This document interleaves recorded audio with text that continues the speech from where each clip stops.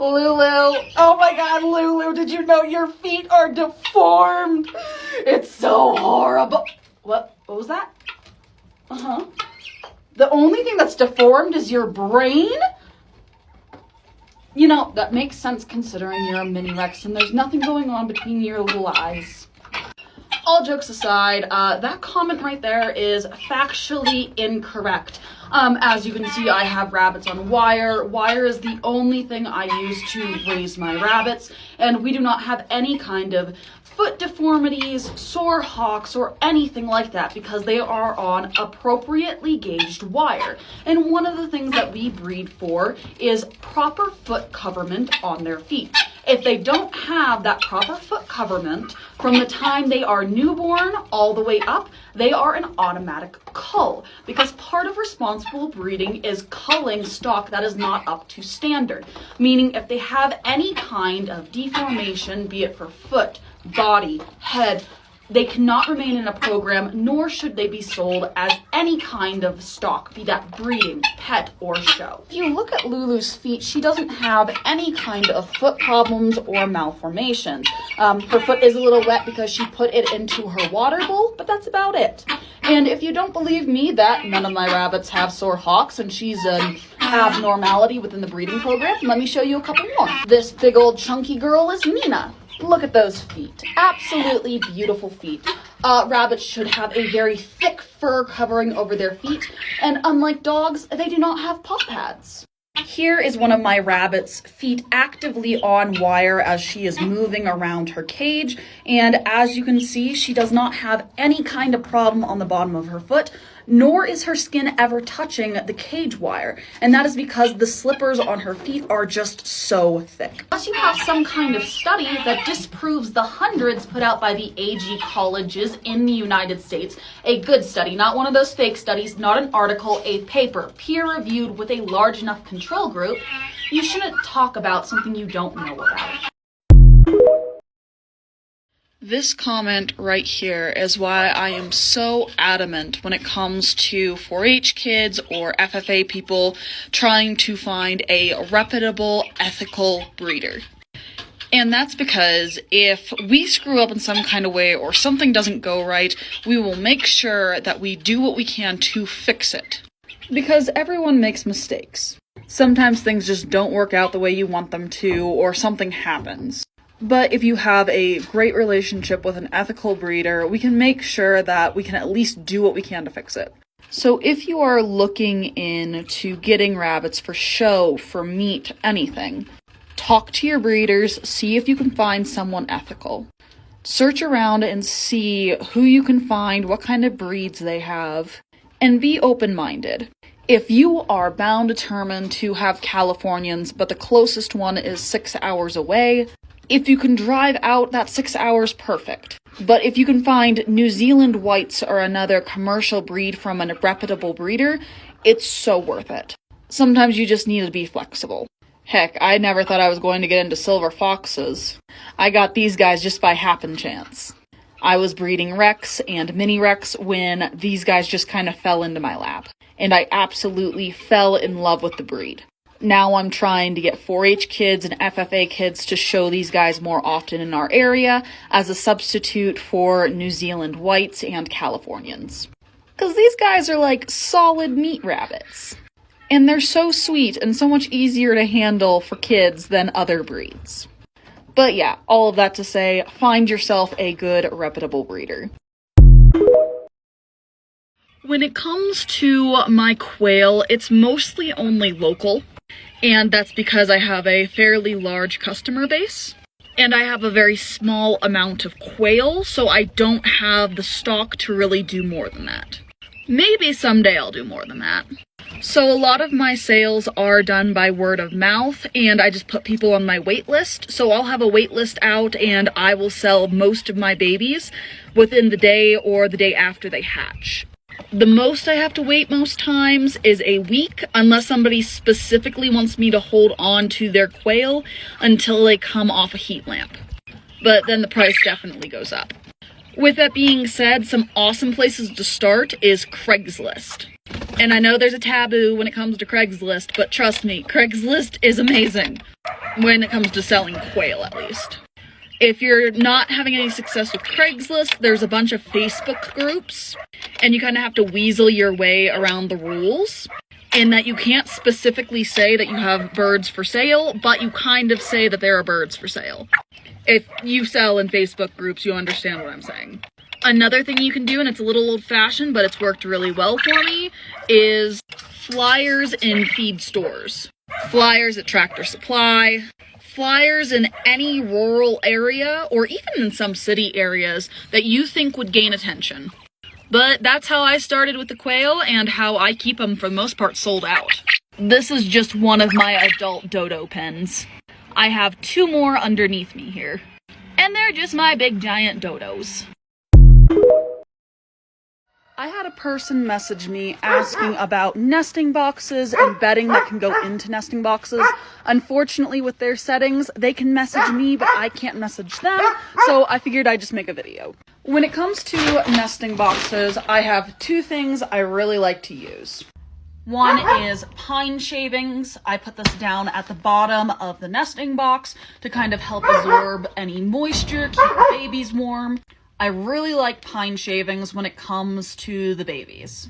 The other thing I use in nesting boxes is grass hay. I prefer grass hay in nesting boxes just because it is softer and easier for the mamas to make their nests. And then all I'll do is I'll take a nest box, line the bottom with the pine shavings. In the winter, I double the amount of pine shavings I use. In the summer, I just use a little less. And then I will just pack it full of grass hay. And when I say pack, I mean pack. Just fill it until I can't push any more in. Mom will take it from there. She'll take it out. She'll move it around. She'll do what she wants to do with the nest box. With my larger nesting boxes, so my plastic totes, I'm going to do the same thing. I'm going to put down a layer of pine shavings and just fill it to the absolute brim with grass hay. This is my buck grow out pen. I have a little silver fox in here and a couple of mini Rex. And I had a question posed to me by someone who basically said if I was going to keep a buck for the purposes of breeding, could I tell whether they were good enough by the time they got to 5 pounds? In that instance, they were asking about commercial type rabbits for breeding. With that being said, be it my commercial type rabbits or my little minis, my answer is always the same. And the answer is I'm going to grow those animals out to a senior weight before I decide whether or not I am going to keep them as a breeder.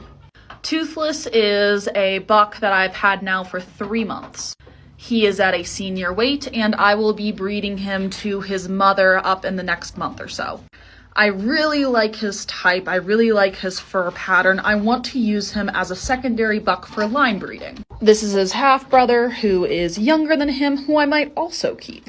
It just all depends on how they grow out, and I won't know how he looks until he is Toothless's size. Just like with this little silver fox here, if I wanted to see if he was going to be breeding quality, I wouldn't wait till he was 5 pounds. Because that only gives me a very small fraction of an idea of what he's going to be like. Because this right here is a completely different rabbit, and this senior buck right here, who is a senior, who is a completely different looking animal to Zeus right here, who is an intermediate buck.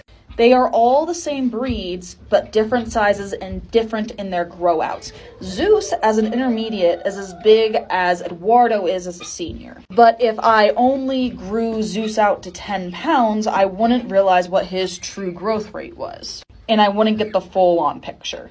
So if you really want to keep something for your breeding program, just take some time to grow it out. Odds are you'll be like me, you'll grow it out and realize that you don't really like it after all because there's just something that shows up as they reach a senior weight that affects their type that you just don't like in your breeding program.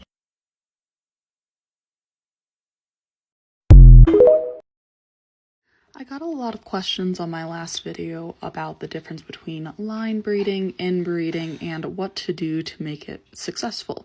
This is my doe Lulu at 12 weeks. I need to get a new picture of her because she is now almost breeding age, but she is near perfection. I absolutely adore her. She's going to be one of our little breeding does, and she is a product of line breeding. Here is Lulu's pedigree, or at least part of it. And if you go down to the buck, it's Coco. But if you go to her mother Solstice and look at who her father is also Coco. So Lulu's father and grandfather are the same rabbit. Lulu is a product of line breeding. These are some of Lulu's siblings, and another page of Lulu's siblings from that same litter. We had 5 or 6 in this litter, and we had 2 that were not showable. But I had 2 chocolates in this litter and a blue. Both chocolates went to their fairs for their 4-H kids and won champion and grand champion. And then the one little girl also won a runner-up for showmanship that year. And that little blue doe is currently making its rounds on tables, winning a crap ton of best of breeds or best opposites. Still waiting on a best of show, but hopefully the breeder who has her will get there. And then, of course, the lynx kid out of this litter is Lulu. What made this litter successful was the fact that it was line bred. This was probably my best litter that year, and I attribute it to being the best because of line breeding. Line breeding and inbreeding are the same thing. It's just kind of a joke within the community that it is line breeding if it goes well and inbreeding if it goes bad. All this does is narrow down your gene pool. It brings out the best of the best and the worst of the worst. And the only thing that makes line breeding successful is careful consideration of who you are going to breed together and keep within a program. Now, granted, I should have kept one of those chocolates from those litters, but I would rather have them go to some 4-H kids and have those 4-H kids do really well at their fairs. But Lulu is an outstanding example of what careful choices can make. For instance, when I was breeding Solstice to her father, the reason why I chose to breed them together is because they didn't have the same problems. They were both very short in the shoulder. They both had very nice loins. I was breeding 2 very nice rabbits together. But in line breeding and inbreeding, if I would have bred them both together with very long shoulders, odds are, because of line and inbreeding, their babies would have had longer shoulders. I'm gonna need to make a part 2. So we don't have very much in the works right now. Of course, we have these little babies, which are absolutely amazingly annoying. In case you're wondering, there is Jalapeno right there. We have Vanessa, who is hopefully bred to Eduardo. We're still on the fence about Eduardo being good at his job yet because he is still kind of new at it, but hopefully they caught.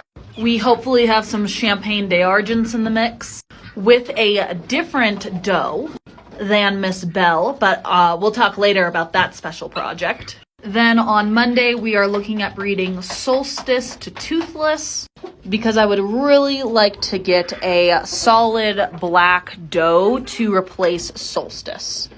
I have to weigh Miss Nina to see if she makes weight, and Miss Lizifer if she makes weight. And we're gonna try our hand at breeding a Californian on Monday. I really love this little buck. Look how licky he is. He is just the sweetest. But yeah, that's really all we have working right now. I am hoping for some babies here in about a month. I also put this little guy up for sale because he seems like he's gonna have nice type, and I'm hoping that somebody will catch it for 4-H season, so he'll be sold within the next couple of months. Because he does have some really nice type, and he's also super sweet, so he would do really well with a 4-H'er. When it comes to the quail, yes, we hatch even through the winter. All year round, we have eggs and babies, and we work on integrating them into the flock. The only difference between our summer babies and our winter babies is how long it takes to acclimate them to the outside weather.